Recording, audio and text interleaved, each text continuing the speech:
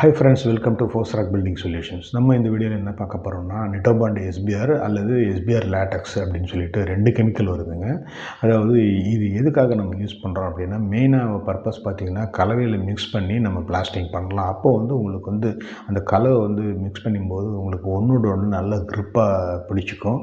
அது நல்ல ஒரு பாண்டிங் கிடைக்கும். நம்ம சீலிங்கில் பிளாஸ்டிங் பண்ணுறது சரி, காலத்தில் பீமு கான்கிரீட் சர்ஃபேஸஸ்க்கு இதுக்கு மெயினாக யூஸ் பண்ணுங்கள்.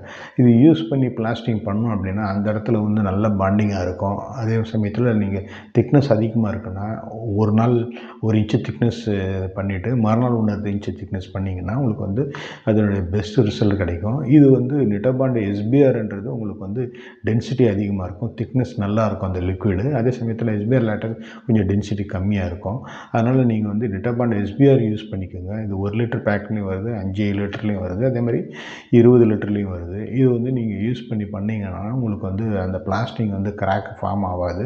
இது நல்ல ஸ்ட்ரென்த் கொடுக்கக்கூடிய கெமிக்கல் அது அந்த கலவைக்கு. அதே சமயத்தில் நீங்கள் இது வாட்டர் ப்ரூஃபிங் கோட்டிங்காக யூஸ் பண்ணிக்கலாம். அதாவது சிமெண்ட்டில் வாட்டரும் இந்த நிட்டோபாண்ட் எஸ்பிஆரையும் மிக்ஸ் பண்ணி நல்லா கலக்கிட்டு அது நல்லா பெயிண்ட் அடிக்கிற லெவலுக்கு, அதாவது ப்ரெஷ்ஷு ஓடணும் அதை மாதிரி பண்ணிவிட்டு வால்லையும் சரி, உங்களுக்கு ஃப்ளோரில் கான்கிரீட் சர்ஃபேஸு டைல் ஃப்ளோர்லேயே நீங்கள் இதை டைரெக்டாக அப்ளை பண்ணிக்கலாம். அப்ளை பண்ணிங்கன்னா உங்களுக்கு அந்த டைல்ஸு இந்த கான்கிரீட் சர்ஃபேஸஸில் வாலில் எங்கேயாவது போரஸ் இருந்தாலும் அந்த போரஸ் எல்லாமே அடைஞ்சிட்டு உங்களுக்கு இது ஒரு சேஃப்கார்டு ஒரு லேயர் ஆட்டம் இருக்கும். அந்த ஹோல்ஸ் எல்லாமே அடைஞ்சிடும் உங்களுக்கு ஃப்ளோர்லேயும் சரி வால்லையும் சரி. ஆனால் இது உங்களுக்கு லைஃப் குறைவு தான்.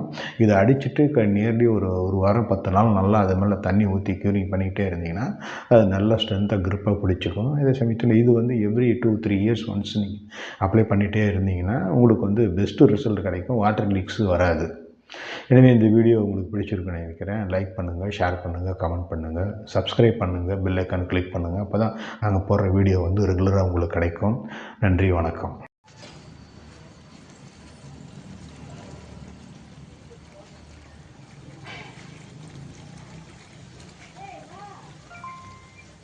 இது நிட்டோபாண்ட் எஸ்பிஆர்.